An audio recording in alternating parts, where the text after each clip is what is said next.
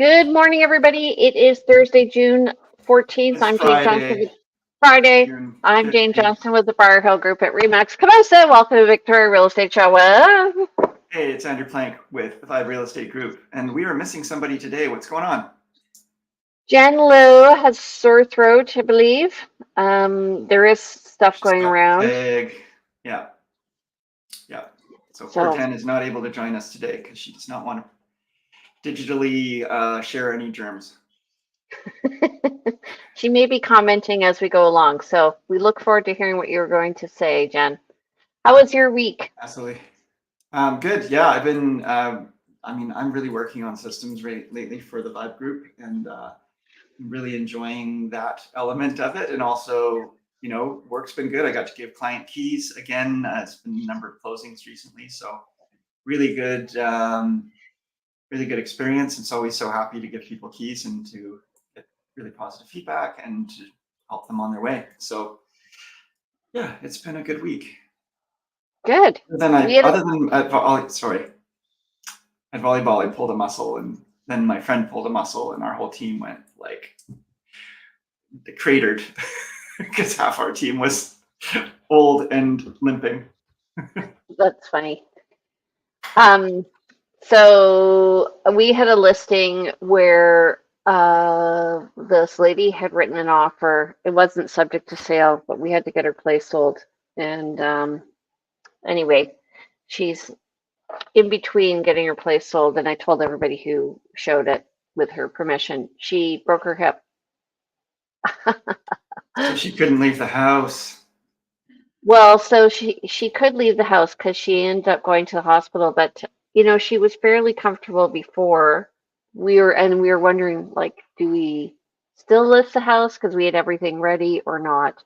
So we ended up doing so, and we sold it in 3 days over asking multiple offers. Thank goodness.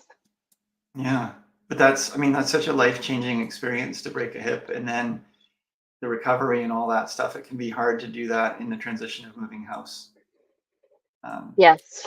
So anyway, we broke it down into steps, but of what needs to be done. But oh my God, it was a bit stressful.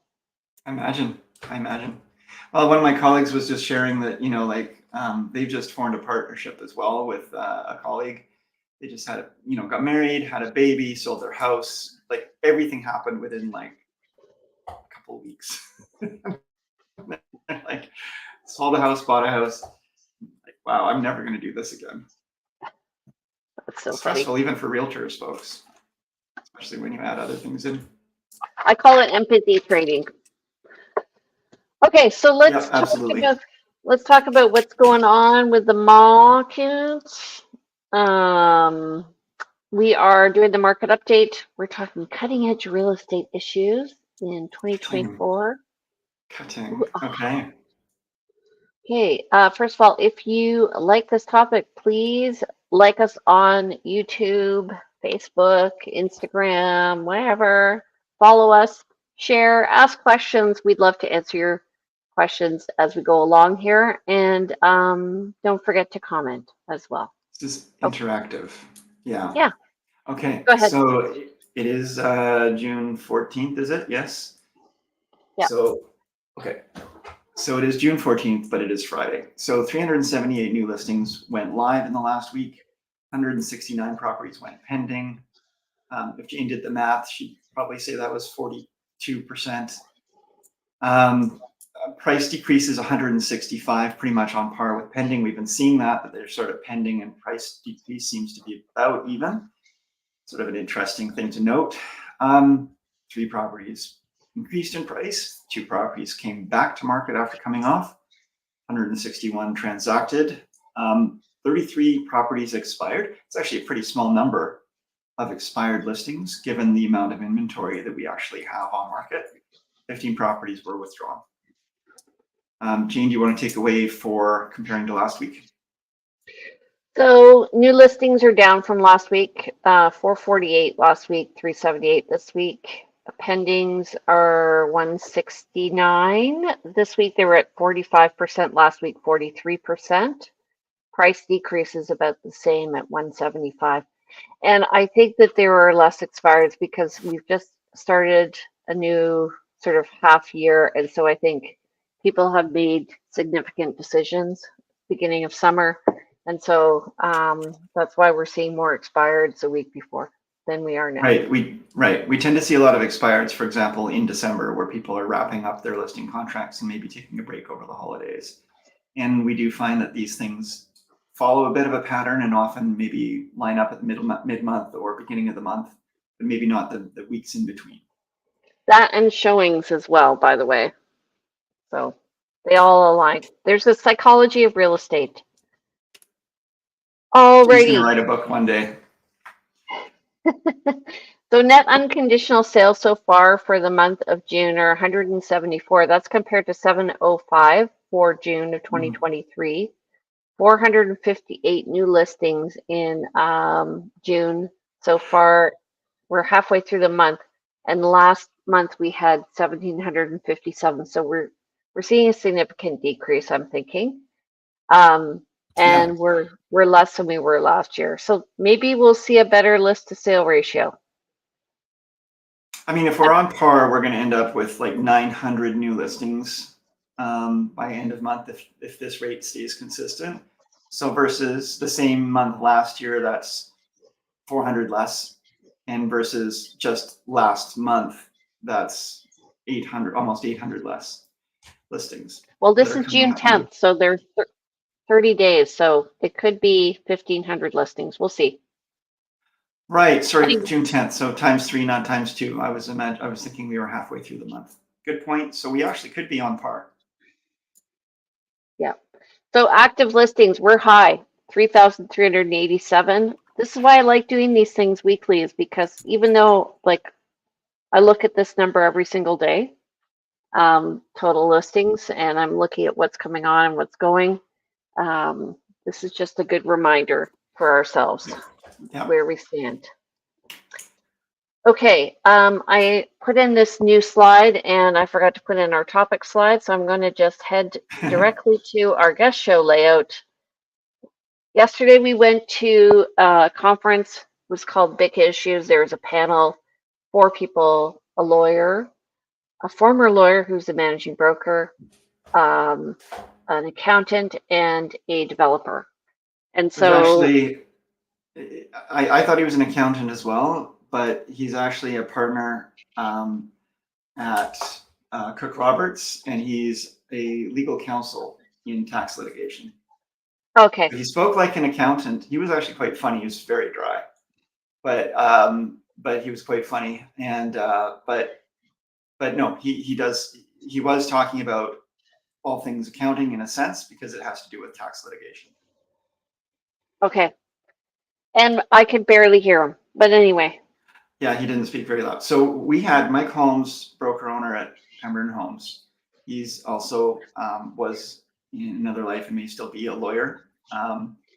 Peter DeMeo, who does a lot of real estate transactions here in Victoria, he's a real estate lawyer. Amongst other litigation. Types of lawyers. Yeah. Luke Morey of Arise Developments. So we had a developer in talking about the development scene. And then Andre Richard with Cook Roberts, who does the tax litigation. So what was interesting to me, Jane, was like so many people showed up that I have not seen in years. This was a real estate board event. So it was all realtors there. Jen actually tried to come and join us, but because she's not a realtor, she wasn't allowed. So it was all realtors, but there were realtors I have not seen in years. I was like, oh, this person's still around. They're still licensed. They're still in business. But this drew out a lot of people. Yes, it did. And also I'm finding like it's sort of people who haven't maybe picked up on the nuances. And I've found there were a lot of nuances explained yesterday. I haven't picked up on the nuances. Like there are a lot of nuances.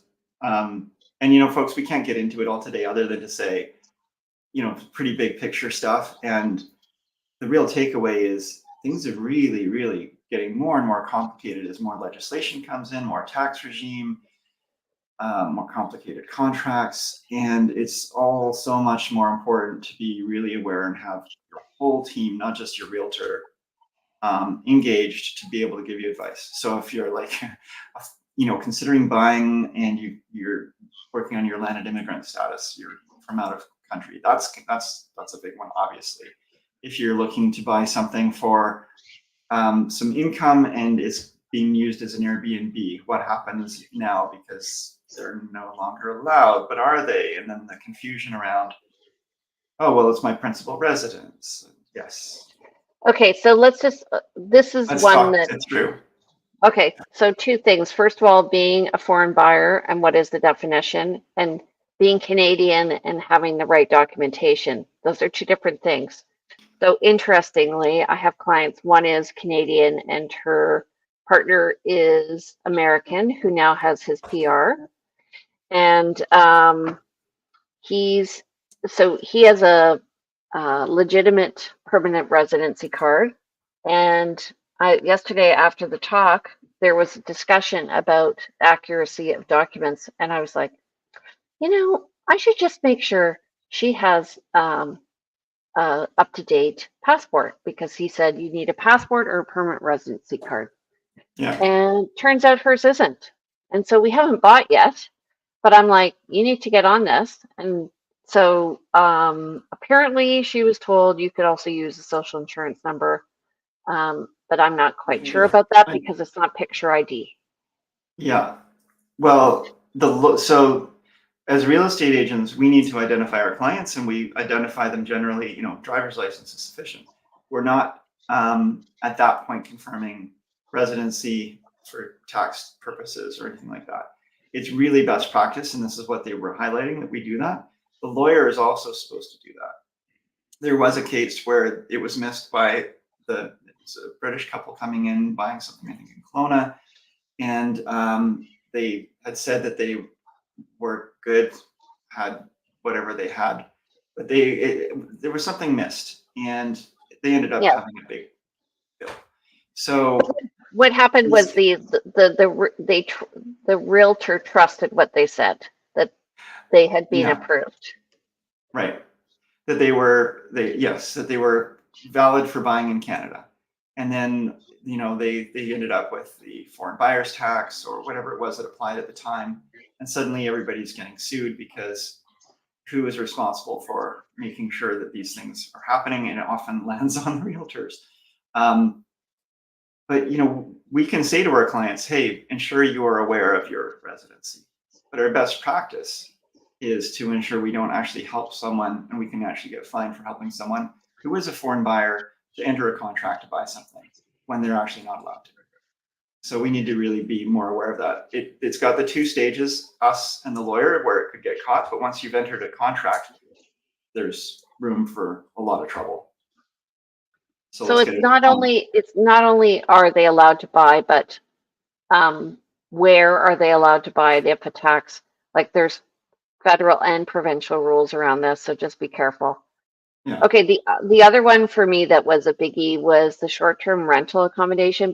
So because lawfully, the province has apparently lawfully changed they've taken away short-term rentals in condos.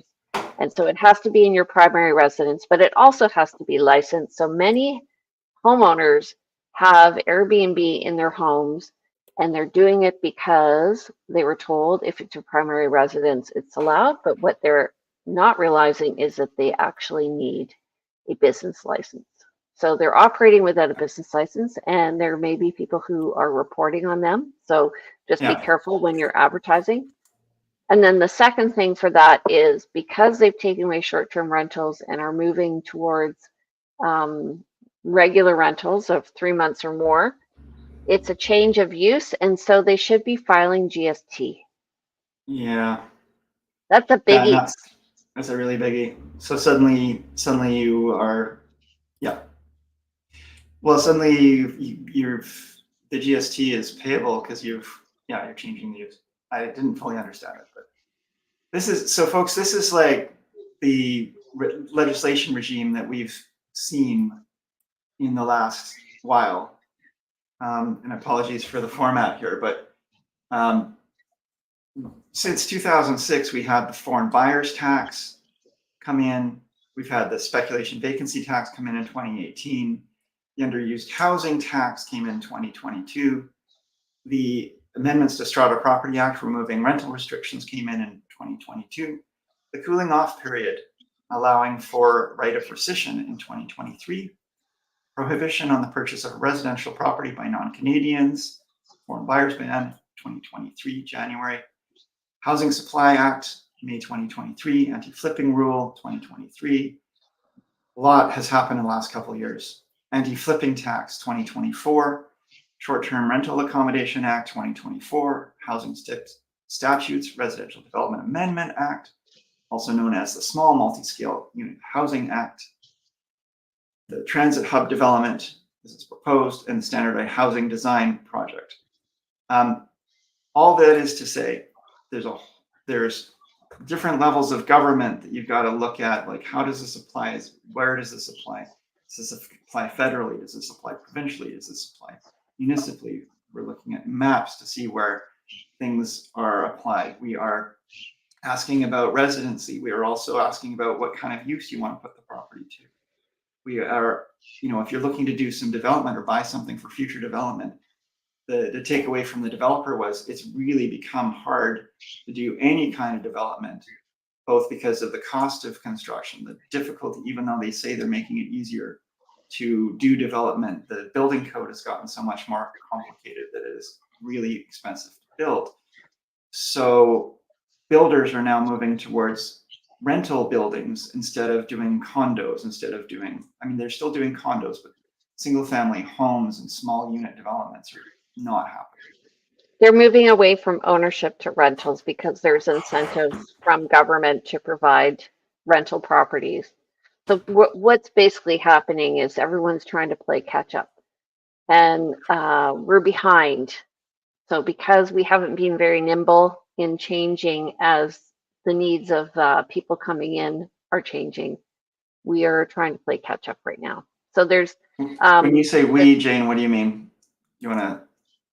I mean the provincial government and the municipalities are now trying. First of all, they're working on their official community plans now. They're trying to revise them.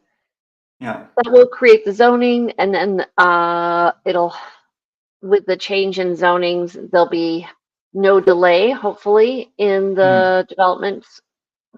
So that's one cause of problems. But apparently there are more taxes happening. Yeah. Oh, of course. I'll go back to that. But one of the things that, our population is growing much faster than our housing stock. And the government has said we would like to see more housing stock.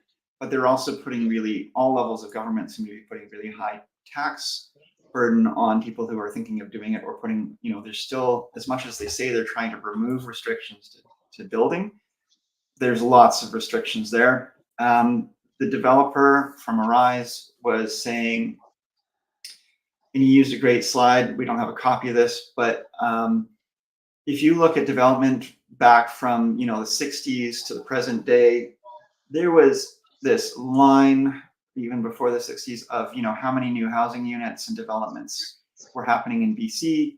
And it was pretty low numbers every year. And then you get into the 70s and you've got this huge buildup of development because the government removed a lot of the tax burdens on building. And there was something called the MURB, which I don't remember what MURB exactly stood for, but multi-unit there was condo development.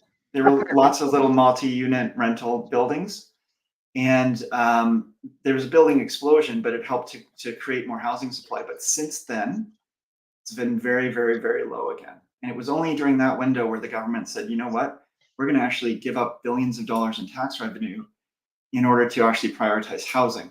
And that's kind of, I think the takeaway from that was, I think that's kind of necessary again, if you really want to prioritize housing. Stop trying to make money off of people trying to make money off housing.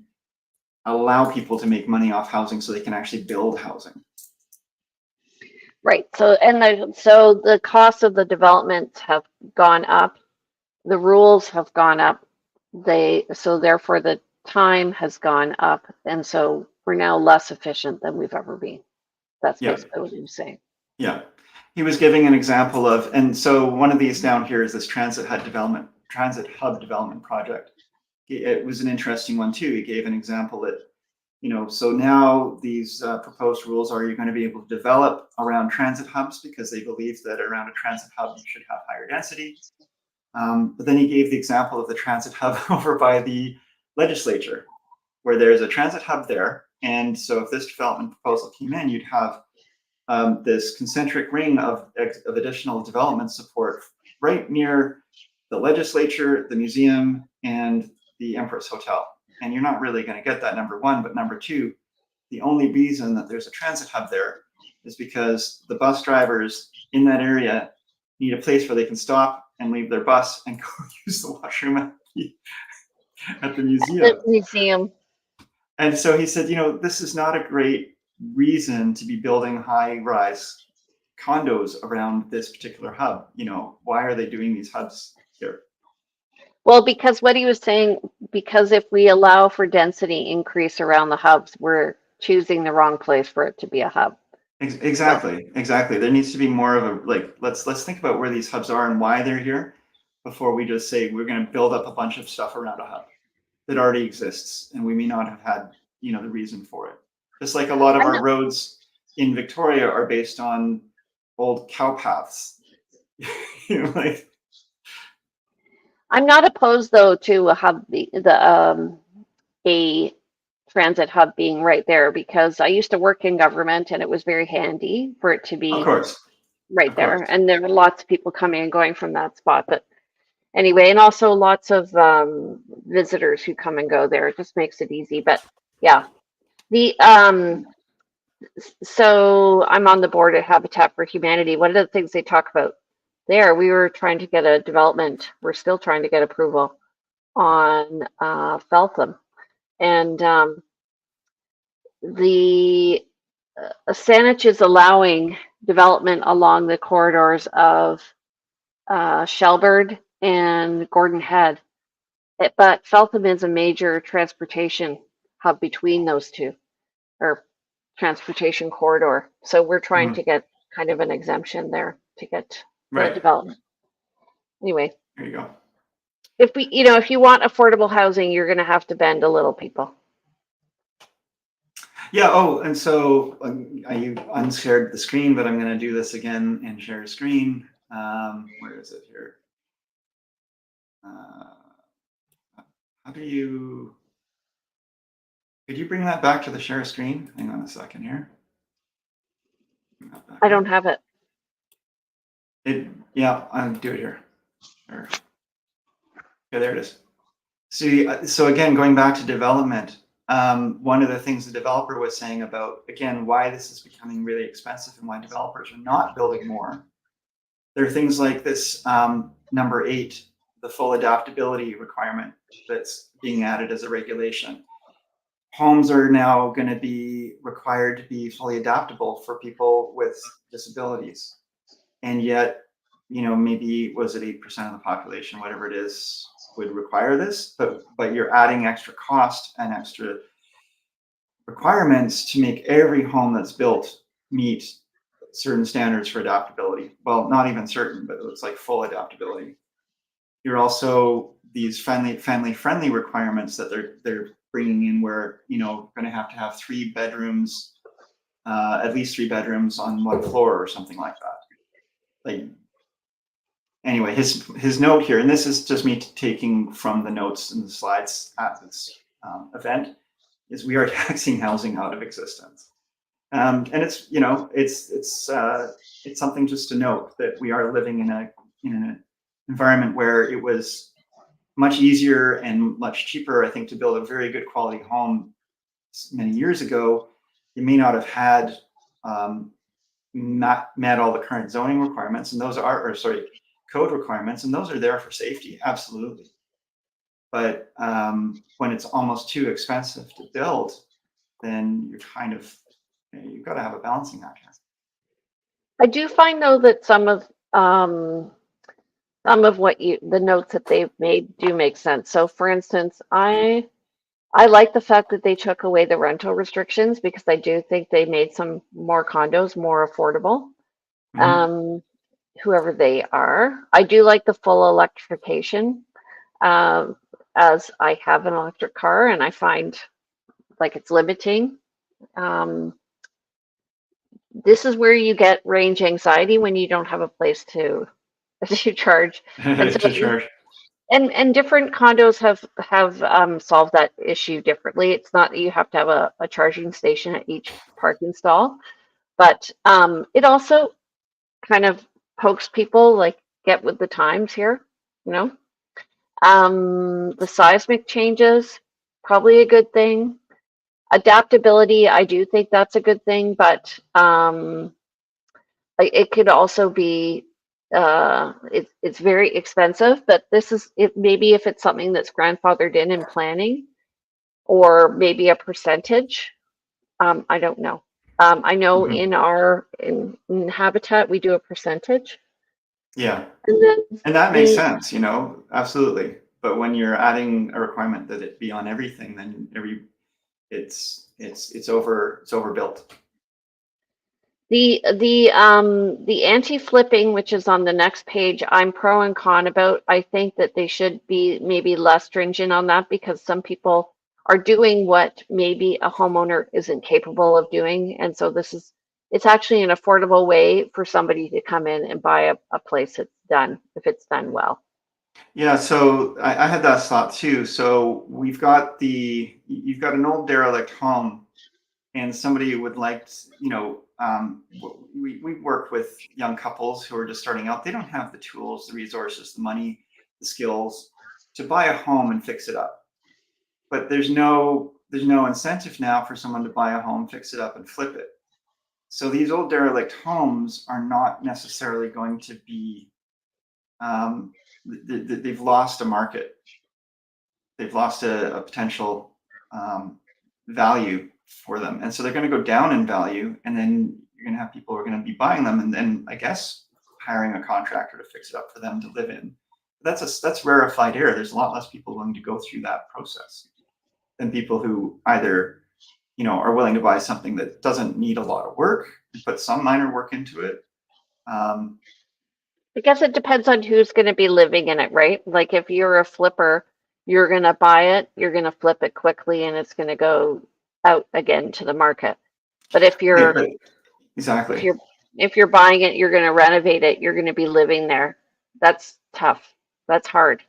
That's harder because you've got to have another place to live in the meantime. You don't know what you're not an experienced developer. You don't know what your costs are going to be. At the end of the day, you don't know what your timelines are going to be. So it's really hard for you to make household decisions around. And not everyone can afford to buy a home, rent another space, or hold their current home and to sell it after the first home is fully fixed up. So yeah, you end up with people who are no longer able to help this housing stock, which if that home had been taken, fixed up, and flipped, now it can sell to that young couple or that established family who says, I don't want to have to do the work to put into a home. I want something turnkey. I also can't afford, because my mortgage limitation is here and I only have so much down payment. I can't afford to buy a place and then add all this extra money in to do the repairs to it. But I certainly can afford a fully fixed up place and I can afford those mortgage payments.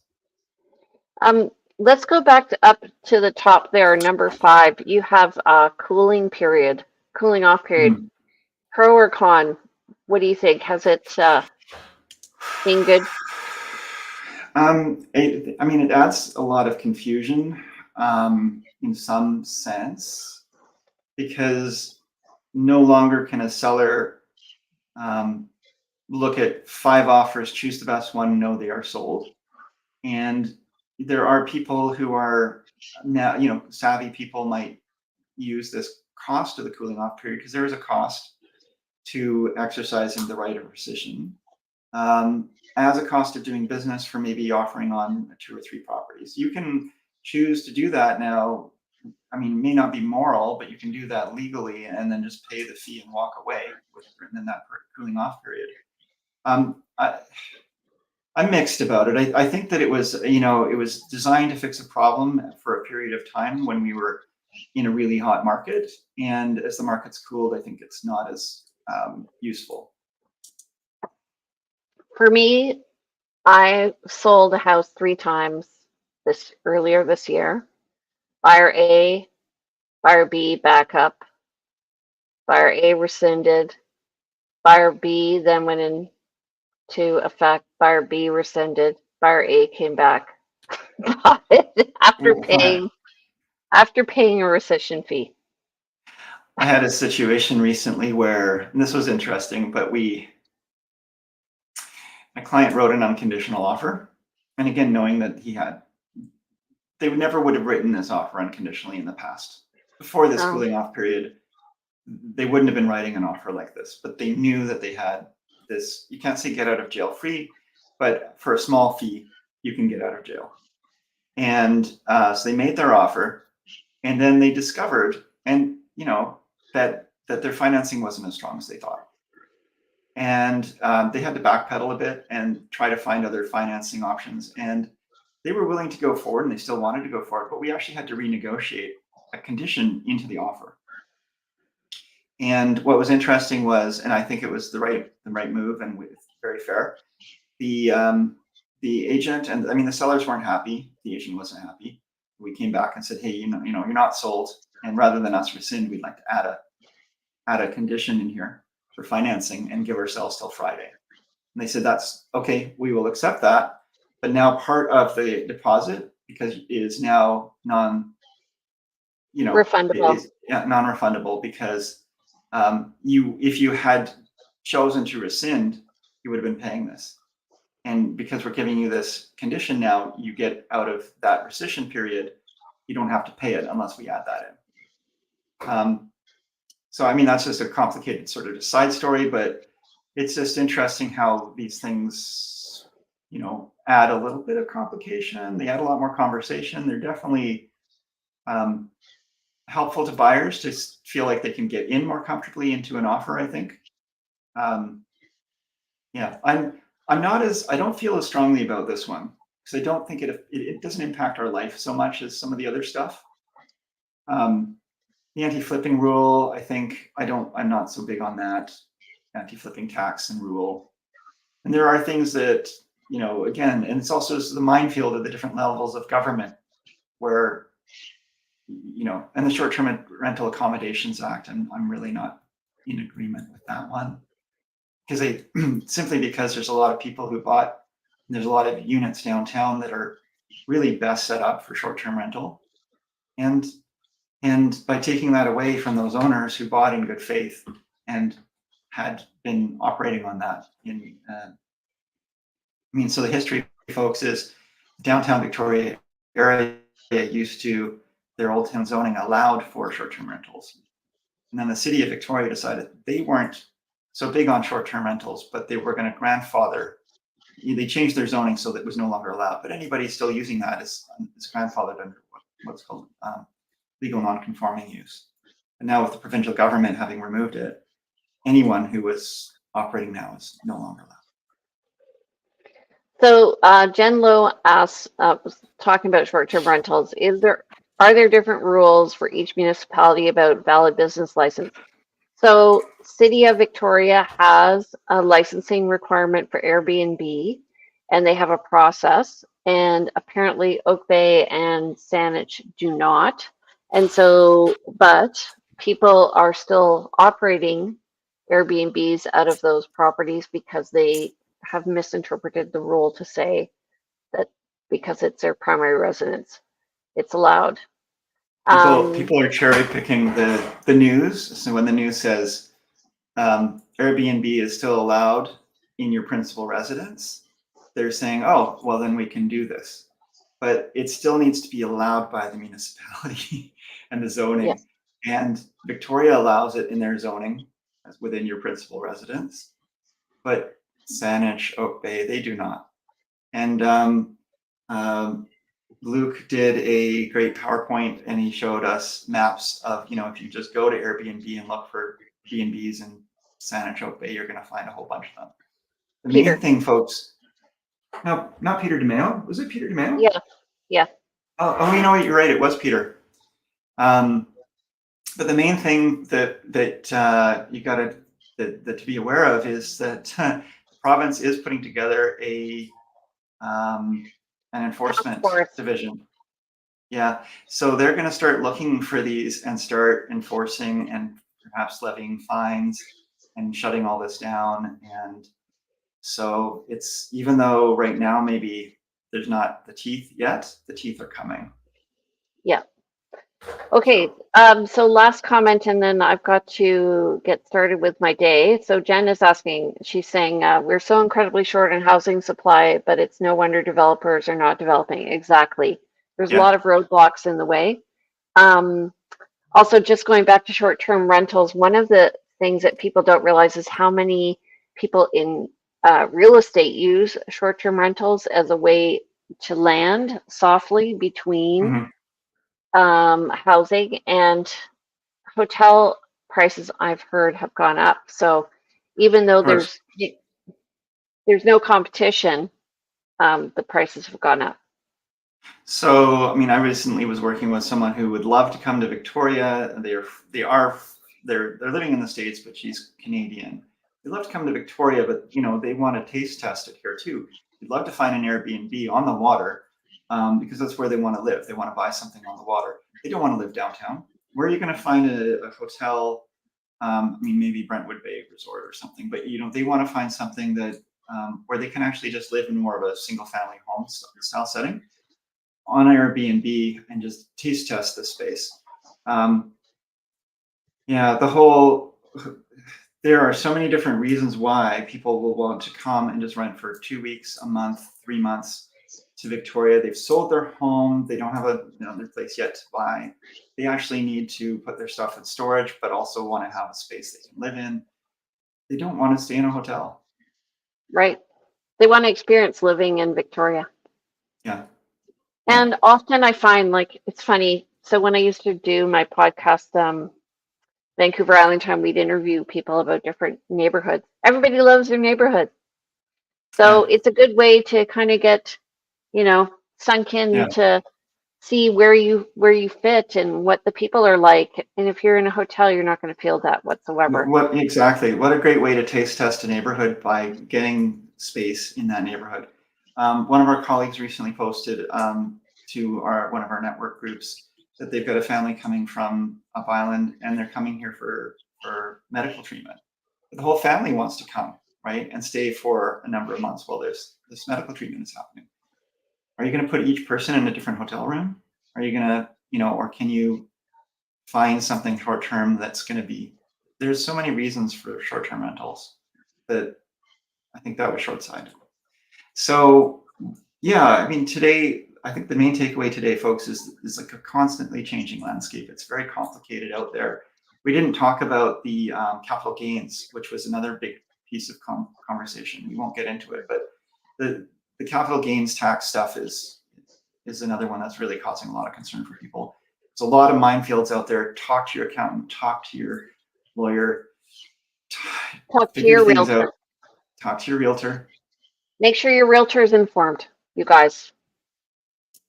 Yeah, we can And highlight if things, it's, but we've got to be careful what advice we give. We will be yeah, probably giving you unsatisfactory advice, which is the advice is talk to your lawyer, talk to your accountant. Because it's such a complicated minefield that we might think we know the answer based on the 5 or 25 or 500 ways we've seen it done in the past, but you might be the one exception that's different. so the realtor should have a red flag go up when you say something that may alert them, and they'll tell you, talk to your lawyer. And they Yeah, should have it. And as Peter said, have a good team around you. Totally true. People you can yeah, call on, so that if you have that question, you can get it answered quickly, because it's not what you find out, it's when you find it out. yeah. And that's one of the things that even they were all saying is like, hey, I can help you if you give me a month's lead time or a couple weeks lead time. If you call me last minute and you're closing today, it's game over. Yeah. Okay, I have to go. Yeah, So great thank talk. thank you. Excellent notes. Thank you very much.